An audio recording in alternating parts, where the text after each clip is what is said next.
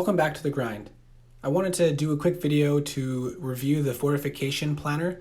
There was a lot of interest in it in my last video from the comments, so I wanted to get this out before Fortification starts today. Hopefully that will help everyone a little bit with the event. So when you first open it, there'll be a lot of blank spaces and it'll be kind of confusing. The first part on the left here where it says player information, you put in your player level that you're currently at, and you have to go click on your experience bar to find out how much EXP you have to the next level, and it should tell you there.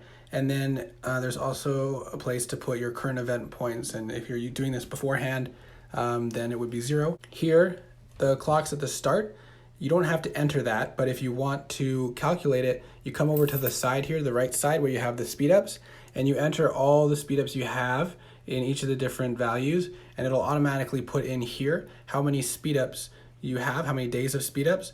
And then once you finish completing this spreadsheet, it'll tell you your finishing level, and it'll tell you the amount of experience you have to the next level, which you can just transfer over to this section for the next event.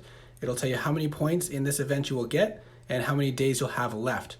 So if you don't have enough, it'll go into a negative and it'll turn red. So you'll know if you don't have enough timers to complete your goal.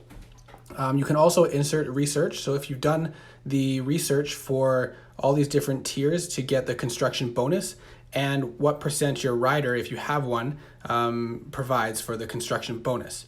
And then down here you can put the level information tips, which I like because, as you can see here, you can insert your current tower levels. You don't have to, but the best part is that it shows you the max level for all your towers based on the level of builder hut and such that you have. So you can see here, my storage den can go up several levels now, which happened recently. My farms and mills can go to level 50, and I'm at max for, my max for breeding castle and incubator, but I have another level I can do on my builder's hut. And on my den, I can go up 3 levels, and that's all based on the levels that I will be getting during this event to get to level 221. And down a bit further, you can insert here if you have the eggs for each builder hut. So you can see I do have the garnet eggs, but I do not have emerald eggs for the builder hut, which is why my builder hut caps at 30. So putting in all this information, and it calculates a lot of stuff for you, which is very helpful information. So you know which towers you can upgrade and how far you can get. Go down further, you have the defensive and resource buildings, and then you have the castle island buildings, which is the breeding castle, the builder hut, the den, and all of that stuff. And you can insert up here, you put in like your turrets, flax and mage towers and stuff like that. And you put on the left, you click and you select which tower you want to upgrade. Sometimes it's a little finicky for me here on my phone, but you can pick which tower you're gonna upgrade, and then you put how many towers. So for me, it's just 1. I'm usually just doing my kill island.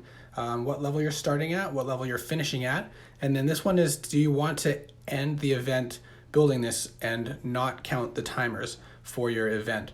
And then it will tell you to complete that goal, you need this much food or wood.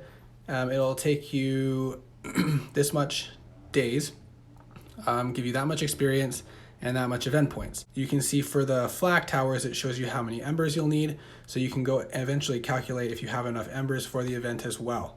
And then here, for example, let's say I want to build my storage hut last. So if I change that to yes, I'm going to end construction event with it, then that should have changed the amount of clocks that I will be using for this event.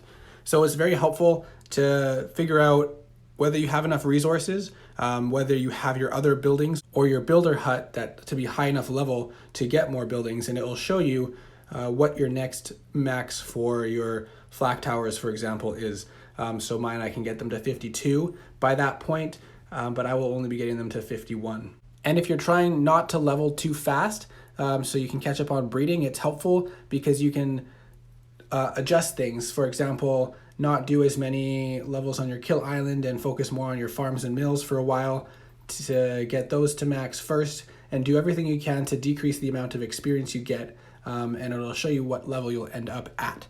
And if you really want to get to a certain number of points for the event, you can put in stuff to calculate how many clocks you need to get to that point goal. So it's very helpful, and I really hope this video was helpful to understand this a little bit better, maybe help you decide whether or not you want to put the time into this event or into this event planner. I do it on my phone, and it's not the most user-friendly, as I know Excel sheets on the computer are a little bit easier. You just kind of click and type. But it does work, and it is handy to be able to do it when I'm sitting waiting somewhere to do something. So in the description there will be the link to get to this, and I hope that it helps. So good luck in this next event.